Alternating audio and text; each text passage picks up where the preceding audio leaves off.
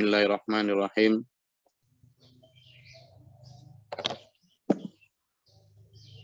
Di ayat ini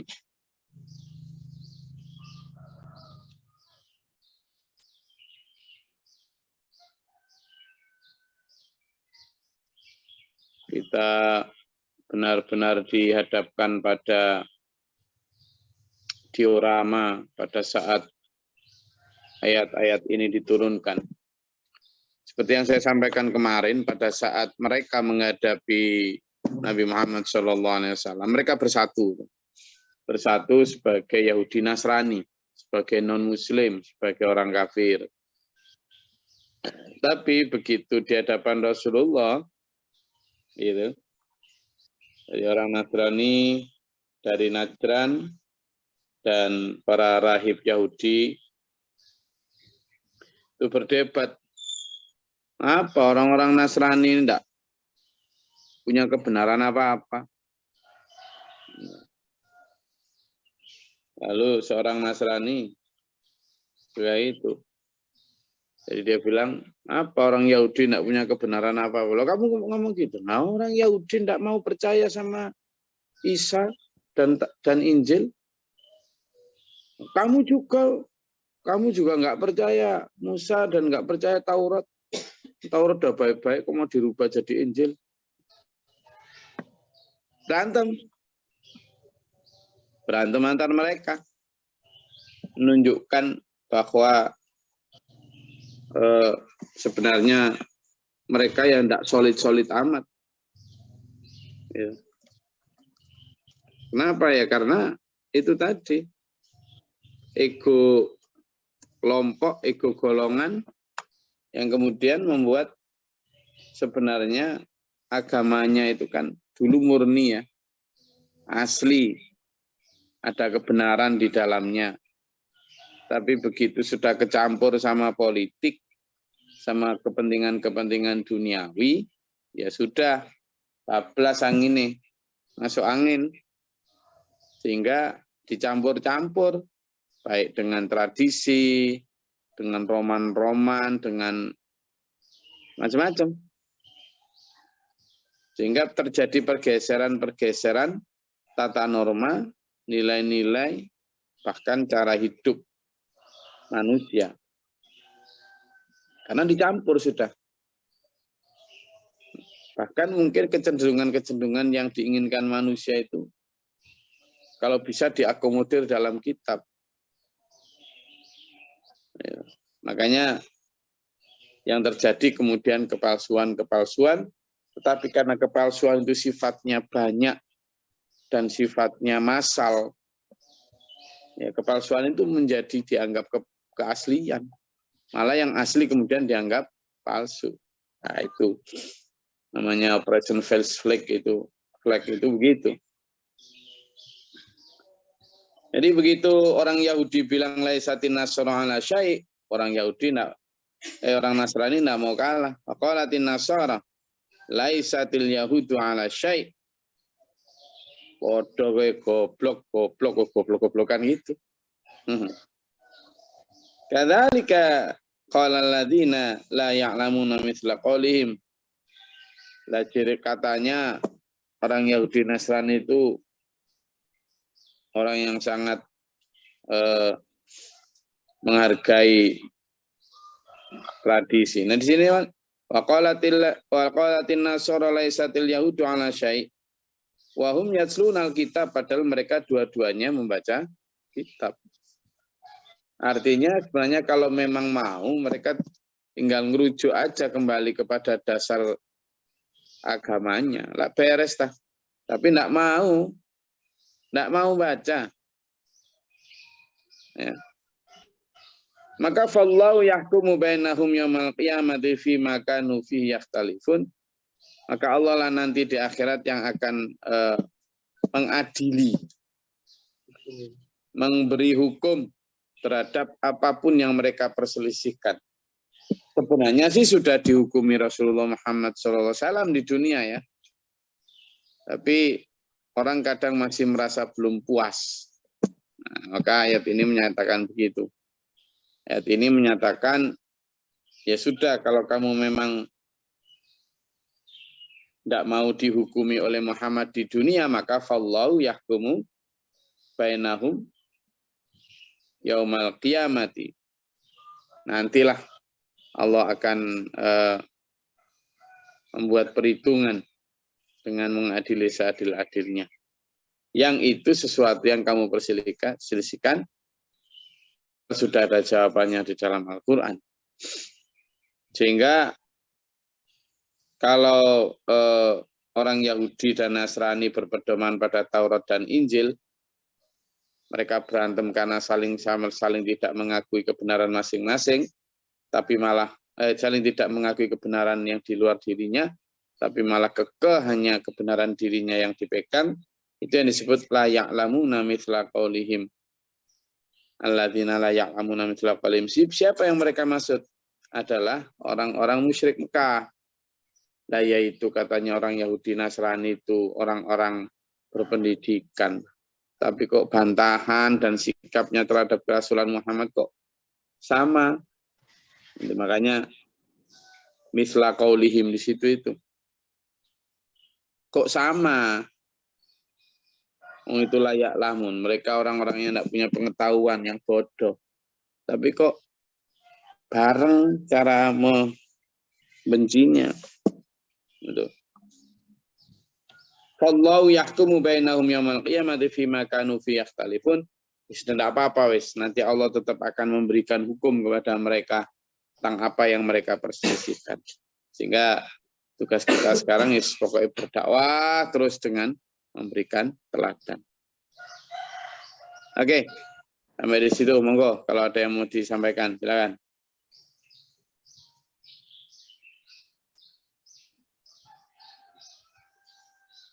Ayo monggo silakan.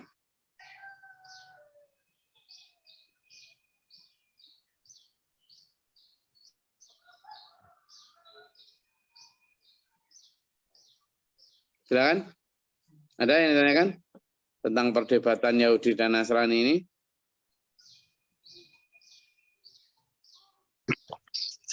Ya. Izin Gus Lari. Silakan. Tapi dalam ayat ini kan ada 3 kelompok Gus ya. Yang pertama itu kaum Nasrani, kemudian yang kedua kaum Yahudi, dan ketiga kaum yang tidak berilmu di sini Gus. Nah, pertanyaan saya yang ketiga yang tidak berilmu ini yang bagaimana Gus? Ngapunten.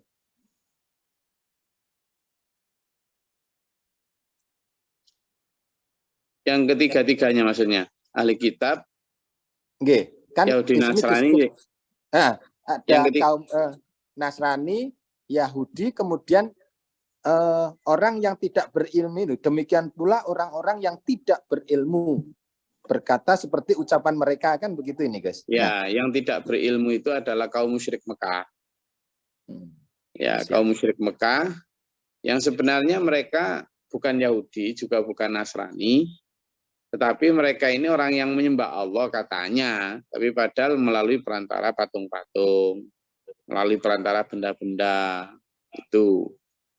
Atau juga termasuk orang-orang Majusi, orang-orang yang ada di wilayah Iran sana dulu kan orang-orang yang menyembah api, Persia. Itu masuk di dalam kelompok ini.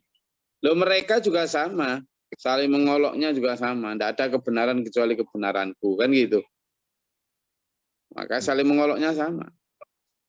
Nah, ini yang harusnya kan kalau kita mau jadi kelompok Rasulullah benar, ini jangan begitu gitu loh. Jangan misla qaulihim. Orang-orang itu meremehkan Nabi Muhammad SAW, menganggap enteng, bahkan menganggap sesat dengan kriteria-kriteria manusiawi tadi. Nah, sementara kita kalau mau ketemu dan benar-benar taat kepada Allah dan Rasul-Nya, ya tidak memakai kriteria yang mereka pakai, supaya tidak misla qaulihim. Karena memang hampir sama bantahannya orang Yahudi, orang Nasrani, bahkan orang musyrik Mekah saat itu Itu bantahannya terhadap kerjaan kita apa segala macam sama. Nah, kenapa kok sama ya? Karena setannya sama. Orangnya bisa mati ribuan tahun sebelumnya, tapi setannya kan tidak mati. Itu juga yang menggoda manusia dengan cara yang sama sebenarnya. Nah ini. Gitu kan. Oke, ada lagi?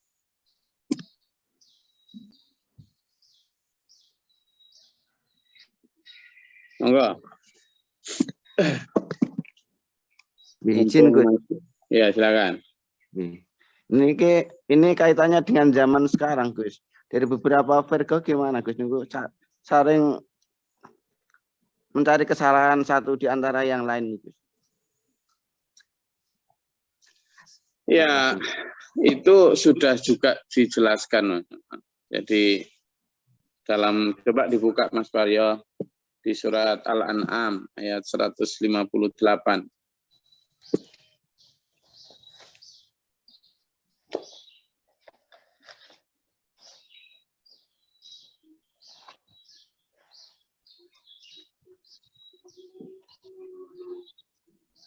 Itu Mas Paryo? Ayat Al-An'am ayat 158.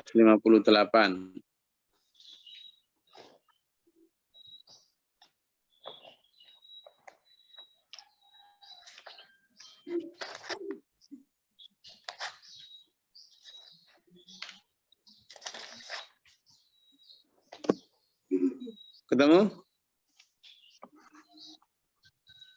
Sekolah Mas Paryo? Halo?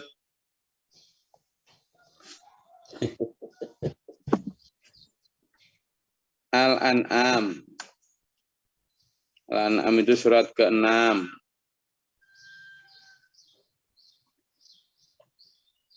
Halo? Pak Paryo?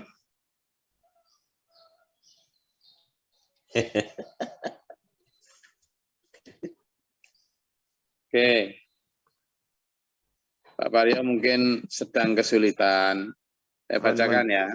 Kayaknya log out ya. Jadi di surat Al-An'am ayat 158 sampai 159, terutama 159 ya. Ya. Sudah ada ketemu saya? Ampun. Ayo dibaca. Tadi pakai nyari ke Surabaya tadi ya. Ya wes, monggo. Apakah yang ditunggu-tunggu oleh mereka yang tidak beriman itu, mereka tidak menunggu melainkan kedatangan malaikat yang mencabut nyawa mereka, atau kedatangan azab Tuhanmu, atau kedatangan sebagian dari tanda-tanda Tuhanmu yang menjadi alamat hari kiamat. Pada hari datangnya sebahagian dari tanda-tanda Tuhanmu itu tidak berfaedah lagi iman seseorang yang tidak beriman sebelum itu, atau yang tidak berusaha mengerjakan kebaikan mengenai imannya. Katakanlah, tunggulah kamu akan apa yang kamu berhak mendapatkannya. Dan kami pun sebenarnya menunggu akan apa yang telah dijanjikan oleh Tuhan kepada kami. Sadaqallahul-Azim. Yang 159 sekarang.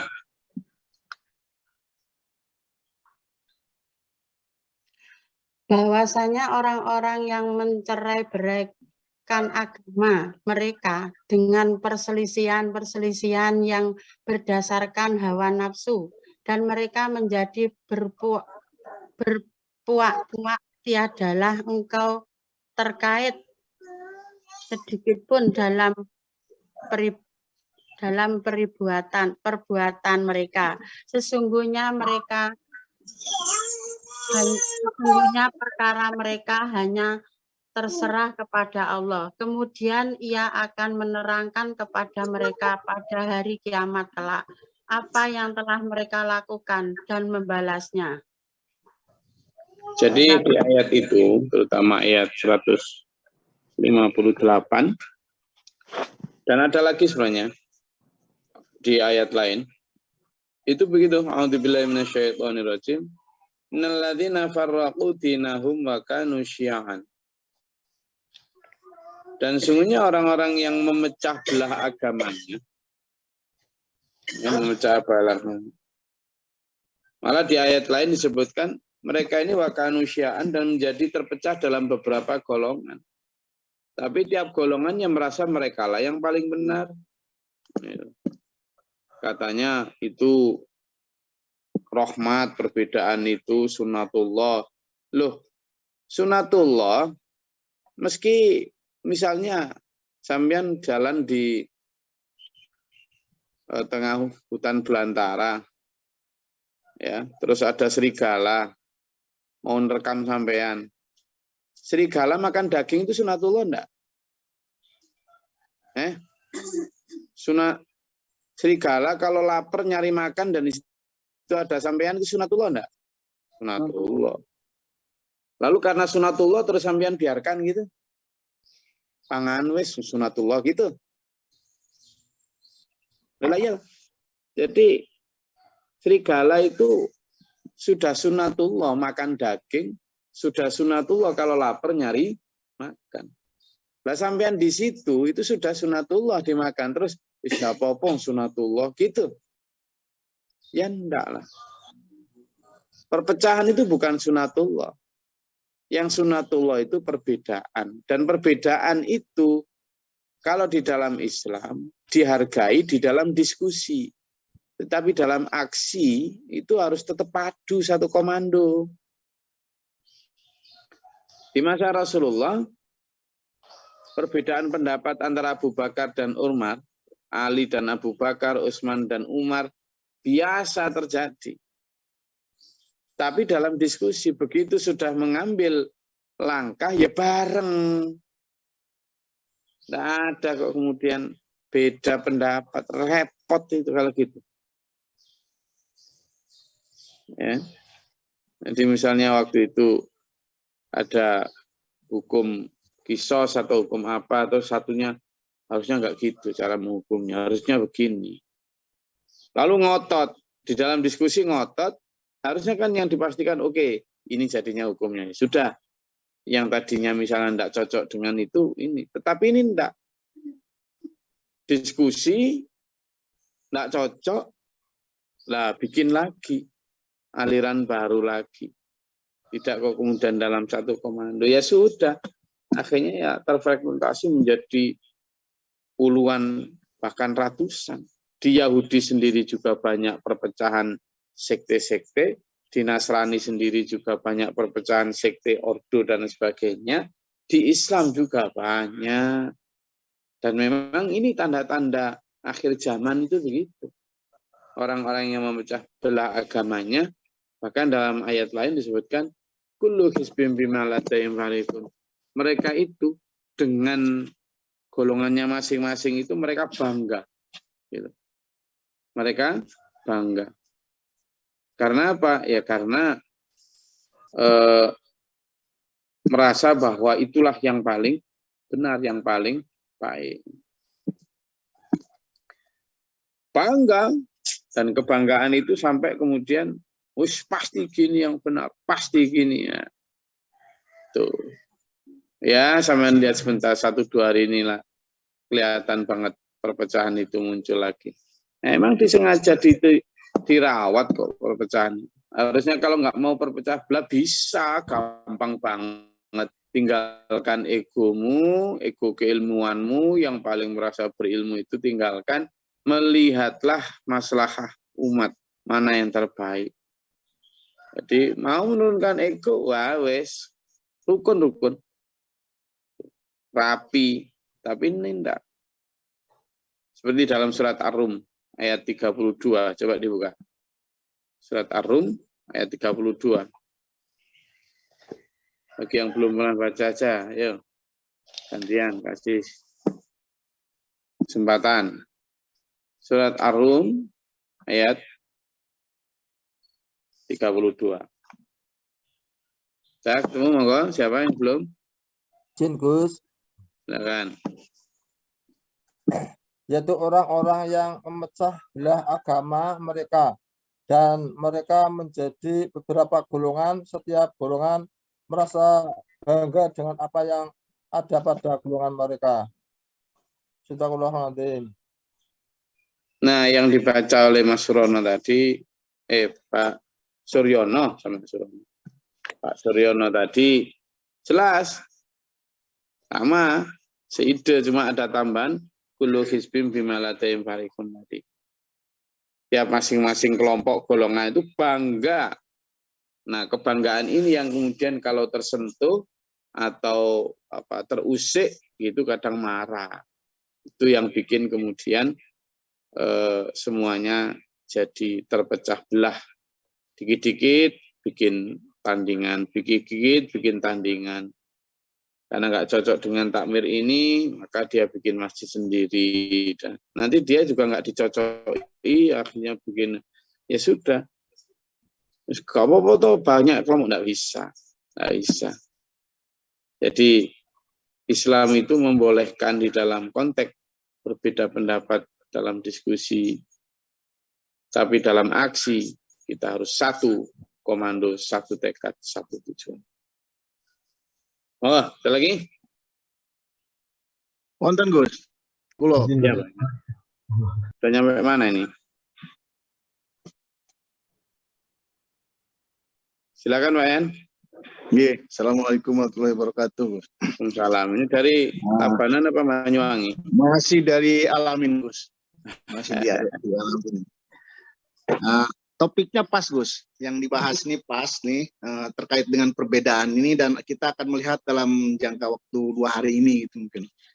Nah, sebetulnya kan yang punya kapasitas untuk menentukan hari raya itu kan ya anggaplah pemerintah gitu, pemerintah. Nah, ternyata kan ada perbedaan. Nah, untungnya aja saya itu tidak punya kapasitas untuk menentukan kapan saya berhari raya, sehingga saya ya manut-manut aja gitu. Nah, bagaimana dengan orang ataupun golongan yang mempunyai kapasitas, mempunyai keilmuan untuk menentukan itu, padahal di sisi lain ada sebuah kesepakatan misalnya pemerintah menentukan itu, apakah juga harus tetap berpegang teguh dengan keilmuannya dan dengan keyakinannya, apakah ikuti saja kesepakatan itu gitu. Nah, gitu. Gimana Gus caranya menyikapi? Ya untungnya saya terus terang aja tidak punya keilmuan kan untuk hal itu. Makanya sudahlah, saya ikut-ikut saja gitu. Saya ikut Gus Glory aja nanti gimana komandonya gitu. Nggih, Assalamualaikum warahmatullahi wabarakatuh. Waalaikumsalam warahmatullahi wabarakatuh. Dan untungnya Pak Yan, saya itu punya keilmuan untuk menentukan itu. Saya itu belajar falak. Saya itu belajar ilmu hisab. Jadi di kuliah dulu saya diajarin, dan kalau salah saya dapat A juga, insya Allah. Jadi kita itu sebenarnya sudah bisa menentukan, jangankan kok cuma hari ya, ke bulan ya, menentukan menit berapa gerhana bulan akan terjadi. Itu loh kita bisa setahun sebelumnya. Bisa. Artinya ilmu hisab supaya kita tahu adadas ini wal hisab. Biar kita tahu hitungan tahun dan perhitungan hisab. Itu sudah dikasih Allah kesempatan untuk menggunakan ilmu itu. Nah, untungnya saya ini orang yang berilmu, tetapi tidak ngotot dengan keilmuan saya. Sehingga saya tadi juga ikut Pak Yayan. Jadi, maksud saya ikut Pak Yayan gini, kalau tadi Pak Yayan merasa tidak memiliki kapasitas keilmuan untuk menentukan sehingga ikut saya, kan gitu. Nah, tapi saya sebagai orang yang memiliki kapasitas keilmuan itu tidak serta-merta kemudian ngotot dengan keilmuan saya. Demi kemaslahatan, saya kadang juga harus mengikuti gimana sih nyamannya dulur-dulur semua, asalkan tidak melanggar syariat. Kan gitu. Sehingga demi kemaslahatan, sejak dulu kita selalu mengikuti satu komando saja, pemerintah. Baik ketika pemerintah itu kemenaknya dijabat oleh orang Muhammadiyah, maupun kemenaknya ketika dijabat oleh orang NU. Orang Muhammadiyah pakai hisab, orang NU pakai ru'yah. Di mana dua-duanya ada dalilnya di dalam Al-Quran. Masalahnya sekarang itu, dua-duanya, baik yang pakai metode hisab maupun metode ru'yah, itu sudah terjebak dalam politik identitas ormas. Nah, padahal kalau mau satu bisa, seperti yang tadi saya paparkan di depan. Maka demi kemaslahatan, saya sebenarnya punya kecenderungan untuk nyamannya itu yang mana sih? Ada kecenderungan itu, tapi kadang kita memang harus meminggirkan kecenderungan itu demi kebersamaan, tidak dengan ngotot keilmuan. Gitu. Maka ya sampai sejauh ini saya tetap ikut nanti bagaimana keputusan pemerintah. Tapi saya memang sangat berharap bahwa pemerintah sebenarnya juga harusnya lebih wise untuk menentukan itu jauh-jauh sebelumnya. Gitu. Sehingga orang mudik ini nggak bingung. Kasihan beli tiketnya ini. Apalagi yang beli tiketnya pas-pasan. Wah, itu. Itu. Kasihan juga nanti kalau kemudian 2 hari raya, lalu satunya sudah makan-makan, satunya masih puasa, kan kasihan. Ya kan? Nah, harusnya orang-orang berilmu, orang-orang itu, turunkanlah ego ilmumu, jok melete-melete lah. Jangan terlalu kolot gitu loh. Yang pakai ru'yah itu sesekali pakai hisab. Ada apa kok nggak mau? Yang pakai hisab juga sesekali pakai ru'yah. Ada apa kok nggak mau? Kan gitu. Itu aja sebenarnya. Ini sekali lagi kalau dalam pandangan saya ini karena ego keilmuan dan ego ormas. Ego, wes diakui atau enggak ego. Nanti kalau kemudian diingatkan, gak apa-apa, yang penting ini sudah sunatullah, hargai saja. Kenapa? Saya nggak mau. Kalau menghargai perbedaan, iya, menghargai perpecahan enggak mau saya. Perpecahan itu tidak boleh dihargai. Kalau perbedaan ya, tapi perpecahan enggak. Nah, sekarang masalahnya kecenderungan berbeda itu cenderung pecah. Nah, itu. Kalau di masa sahabat kan enggak. Perbedaan itu tidak membuat pecah. Kenapa? Karena satu komando. Mana coba yang lebih rasional? Menukarkan tawanan dengan tebusan sehingga kita tidak punya banyak lagi musuh, atau membunuh mereka di mana itu akan memantik dendam dan menambah musuh. Tentu menukar dengan tawanan. Nabi Muhammad pun memilih itu. Tetapi ternyata ada teguran Allah. Hendak bunuh mereka semua. Loh. Nah, perdebatan panjang itu meskipun awalnya dimenangkan oleh Abu Bakar, dan Nabi Muhammad sudah memilihnya. Umar pun saat itu ya sami'na wa ata'na, enggak kemudian bikin Islam perjuangan. Dan ketika kemudian keputusan berbalik malah memenangkan Umar, di mana seluruh tawanan harus dihukum mati, Abu Bakar juga enggak mutung, ini gimana Nabi Muhammad pelin-pelan tadi udah gendut, gimana? Terus bikin Islam perjuangan? Enggak. Tetap satu tekad, satu komando. Jadi ini bukan persoalan logis atau enggak logisnya, tapi bagaimana kita satu tekad, satu komando, meminggirkan semua ego, itu. Nah, orang-orang di atas sana itu harusnya begitu. Ya. Mau pinter-pinter semua loh. Saya kalah pinter sama mereka-mereka itu. Kalah jauh. Tuh. Tapi itu tadi, pinter tidak selalu membuat orang kemudian benar. Benar sama benar beda loh ya. Jadi gitu Pak ya. Makanya kalau sampean nanti ikut saya juga ikut sampean aja lah. Saya bisa agak menyimpulkan ini. Kayaknya lebarannya ikut pemerintah ini.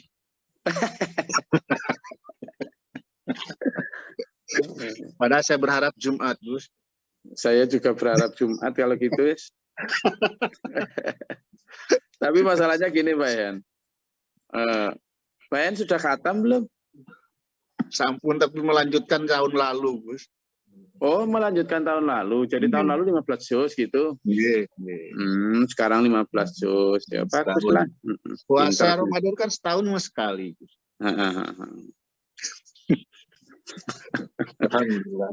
Dan 15 juz pun belum khatam. Nah, makanya kalau belum khatam kan semakin panjang Ramadannya semakin bagus kan gitu.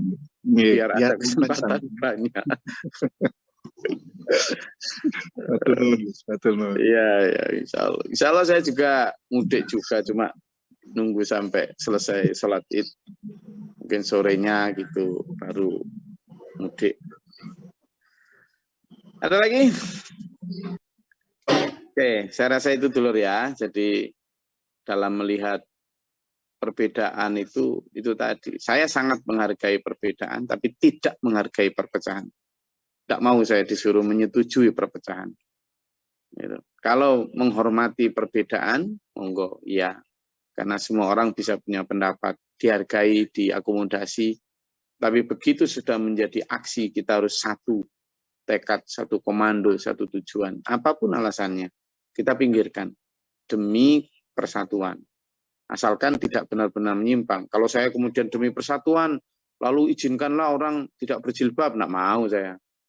Demi persatuan ini toleransi, maka orang Islam ya boleh minum bir, nggak mau saya. Nggak gitu maksud saya. Jadi tidak semua demi persatuan, tapi asalkan itu memang ada dasar dan dalilnya dalam Al-Quran, itu tetap bisa kita kompromikan dan persatuan yang terpenting. Gitu. Saya rasa itu yang bisa kita kaji pada pagi hari ini. Kalau saya Pak Yan bukan hanya berharap Jumat, tapi berharap dalam 100 tahun ke depan kalender kita tetap pasti.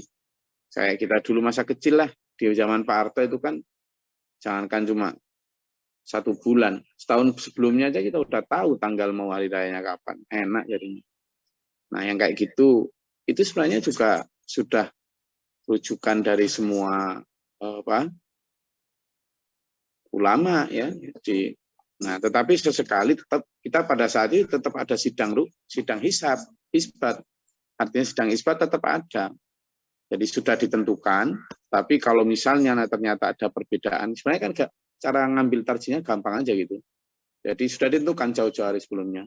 Tapi mungkin sehari sebelumnya tetap diadakan ru'yah, kalau ada perubahan. Kalau enggak ya sudah, tetap kembali kepada itu. Gitu aja semuanya. Jadi tentukan jauh sebelumnya dengan kalender dan metode hisab, lalu pada saat sehari sebelumnya tanggal yang ditentukan adakan ru'yah. Jika memang nggak ada perubahan ya sudah tetap lanjut itu, gitu loh. Tapi kalau ada perubahan baru kemudian diumumkan, dan itu nggak boleh terlalu sering. Karena apa? Sebenarnya rembulan itu kan konsisten. Gitu loh. Nggak lentre-lentre. Buktinya kita 13 tahun saya hidup di Bali, baik di Lempurnamo, enggak pernah melenceng. Itu tetangga saya Bunyoman itu. Dia enggak pernah pakai sidang isbat, enggak pernah ke Kemenak Samja. Enggak punya teropong juga dia. Enggak perlu ke Lembang juga dia. Tapi ya, nah itu makanya kadang itu yang seperti saya bikin quote kemarin itu. Orang pintar itu harusnya mampu menyederhanakan hal yang rumit. Tapi kalau merumitkan hal yang sederhana, itu bukan pinter tapi keblinger. Nah, makanya ayo kita jadi orang yang benar saja lah, mengikuti Allah dan Rasulnya. Ya, semoga Allah merahmati kita, dan kita siratal mustaqim ila akhir. Amin Allahumma shalli wa sallim. Allahumma fir lil mu'minin wal mu'minat. Allahumma atina fi man hadayta wa afina fi man afayta. Wa barik lana fi ma atayta wa qina syarra ma qadayta. Astaghfiruka wa atubu ilaika wa sallallahu alaihi wasallam. Allahumma da'fa'na al-bala wal waba wa dal hasana. Rabbana najina wa lina syabina ma qadana wa qadana. Rabbana wa nafaktubna ma syahidin rabbana la tuzigh qulubana ba'da idh hadaytana. Rabbi a'udzu bika min hamzati syaitan wa a'udzu bika rabbi a'udzu. ربنا اجعلنا مسلمين لك ومن ذريتنا أمة مسلمة. ربنا آتنا في الدنيا حسنة وفي الآخرة حسنة. سبحان ربك رب العزة عما يصفون وسلام الحمد لله رب العالمين. Wassalamualaikum warahmatullahi wabarakatuh.